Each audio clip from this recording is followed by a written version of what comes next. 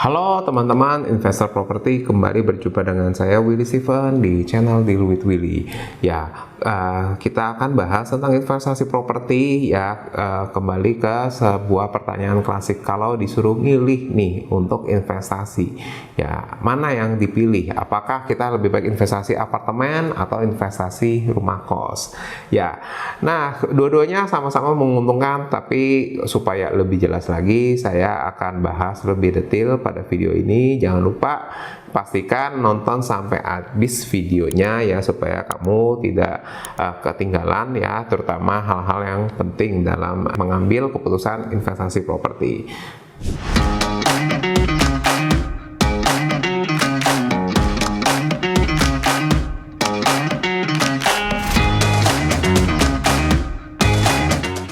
Oke, kita langsung bahas aja ya tentang apartemen dan rumah kos. Ya, kita mulai dari apartemen dulu. Nah, kalau saya memakai rujukannya di Jakarta, ya saat ini ya kalau kita berada di Jakarta, itu beberapa lokasi-lokasi strategis itu memang menjadi lokasi favorit ya untuk apartemen yang dipilih, terutama lokasi-lokasi yang banyak perkantorannya. Seperti misalnya ya di CBD. Di CBD itu ada Sudirman Tamrin, Gatot Subroto, Senayan, ya Kuningan dan lain sebagainya. Ya, selain itu juga ada di selatan Jakarta seperti Simatupang ya. Kemudian ada di barat Jakarta ya seperti Es Parman ya dan lainnya. Ya, itu merupakan contoh lokasi-lokasi yang favorit di Jakarta.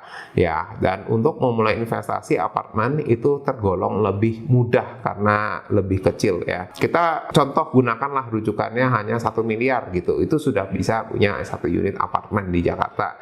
Ya, kalau kita investasi kemudian disewakan, ya berapa sih yang akan didapat? Ya, kalau kita mau menggunakan rujukan yang cukup worth it lah untuk investasinya, itu biasanya ya kita bisa katakanlah sekitar 8% per tahunnya ya, yieldnya sekitar 8% ya, dan lebih bagus lagi kalau itu bisa net ya. Jadi kalau misalkan contoh 1 miliar berarti bisa dapat 80 juta ya. Kalau misalkan lebih kecil dari itu, katakanlah cuma 750 ya, itu berarti bisa dapat sekitar 60 juta yang artinya propertinya itu bisa disewa sekitar 5 jutaan tiap bulannya ya. Seperti itu gambaran sederhananya ya, dan itu bisa dilakukan begitu banyak ya, begitu terbuka peluangnya, terutama bagi Anda yang bekerja sebagai profesional ya. Nah, kalau kita kembali kita lihat yang satu lagi, tadi bandingannya adalah rumah kos ya.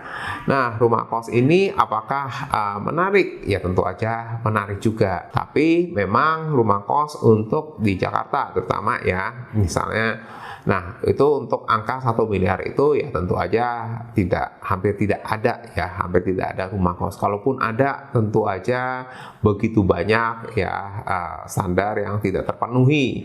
Misalnya contoh rumah kosnya dengan kondisi yang sudah kurang-kurang atau tidak layak gitu ya, atau juga selain itu rumah kosnya misalnya tidak bankable, artinya tidak bisa dibeli secara KPR misalnya seperti itu ya. Karena kenapa? Misalnya kondisinya ada di dalam gang ya, gang yang hanya bisa dilalui dengan motor ya, itu pun juga tidak ada yang harganya 1 miliar tok gitu ya, itu pasti ada plus-plusnya. Nah, kemudian kalau bicara rumah kos, berapa sih potensinya ya? Yang menarik ya memang kita juga bisa dapatkan di 8% yang per tahun ya, seperti itu. Nah, kalau kita bicara peluangnya, jadi sebenarnya peluangnya kalau kita baru punya 1 miliar pertama, sebenarnya mana yang bisa diambil ya? Peluangnya sudah pasti ada di apartemen ya, karena kita tidak sanggup beli rumah kosnya. Nah, jadi ya apartemen merupakan pilihan yang lebih mudah, lebih reasonable. Tapi kalau kita mau bicara ya tentang imbal hasil yang maksimal ya, itu tentu aja kita bisa mengandalkan rumah kos.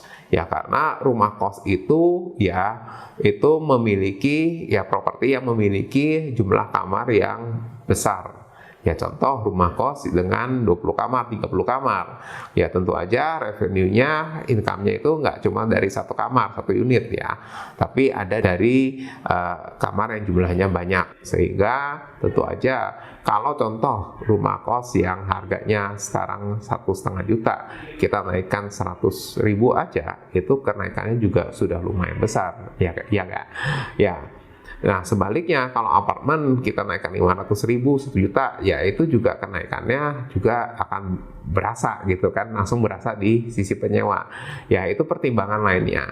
Nah, selain itu juga ya yang harus diperhatikan adalah ya kalau untuk di rumah kos, ya seandainya terjadi sepi penyewanya nih, lagi sepi, ya katakanlah biasanya rumah kosnya 90% atau penuh, ya hari ini misalkan sepi cuma dapat 60%, ya itu okupansinya ya okupansinya tinggal 60%. Nah itu income-nya pasti menurun, tapi akan menurun aja. Nah tapi sebaliknya kalau misalnya apartemen ketika sepi, ya itu kosong, ya itu langsung kosong dan kita harus bayar IPL juga, listrik airnya, ya. Makanya ini yang harus diperhatikan dalam memilih investasi ya, terutama ketika kita memilih antara apartemen dan rumah kos. Bagi teman-teman yang ingin memiliki investasi segera ya, itu tentu aja bisa menggunakan KPR ya sebagai jalan untuk mempercepat kepemilikan investasi properti itu.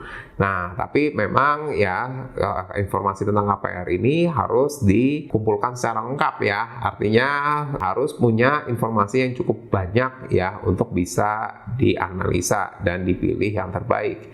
Ya, atau teman-teman juga bisa langsung download ebook KPR saya. Ya, di sana ada panduan juga bisa saya bantu untuk mendapatkan KPR terbaik ya untuk memiliki properti itu.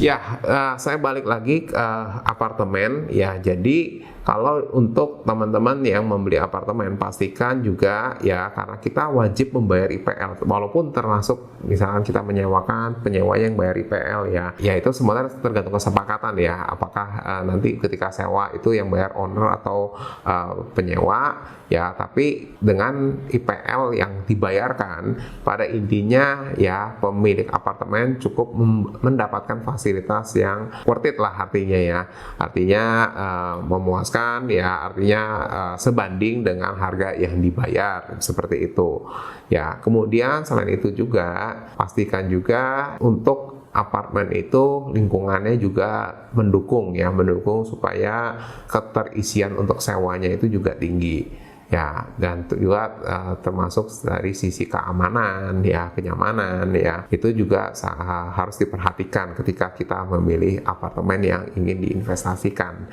Nah, kalau bicara soal ya dua-duanya nih, tentang apartemen dan rumah kos, jadi pada prinsipnya adalah yang harus diperhatikan adalah ketika kita mendapatkan uang sewa, tapi kita juga harus memperhatikan tentang operasionalnya ya. Operasional di mana? Operasional itu kita tahu bahwa ada pengeluaran yang harus dikeluarkan ya. Kalau tadi di apartemen sudah cukup ya, cukup jelas ya, maksudnya ada IPL ya, terus ada listrik air kalau kosong, tapi juga selain itu juga ada biaya perawatan juga dari unitnya ya, termasuk juga renovasi, termasuk renovasi yang sederhana maupun juga renovasi yang cantik lah, walaupun nggak harus mewah ya, itu harus diperhitungkan. Nah, kemudian kalau kita bicara rumah kos ya, di rumah kos sendiri itu juga secara bisnis harus diperhatikan ya, bahwa revenue itu tidak seharusnya kita ambil semua juga ya. Pasti tentunya aja ada operasional expenditure juga ya, ada OPEX-nya yang harus diperhatikan ya. Jadi untuk pengeluaran operasional seperti gaji pengurus ya, kemudian listrik, air ya, internet, semuanya ya, itu merupakan komponen yang harus dibayarkan setiap bulannya ya. Termasuk juga ada juga yang tahunan seperti pajak, PBB ya, kemudian ya tentu aja ada pajak kos juga ya, kemudian juga ada asuransi ya, kemudian selain itu juga ada belanja modal juga ya. Ya tentunya ada juga biaya cadangan yang harus dialokasikan setiap bulannya, supaya ketika Anda melakukan renovasi ya, itu tidak membutuhkan biaya yang sangat besar ya, atau biaya kaget ya, biaya kagetan itu yang besar ya, yang biasanya langsung mempengaruhi penghasilan bersih tiap bulannya, apalagi terutama bagi Anda yang beli propertinya pakai kredit.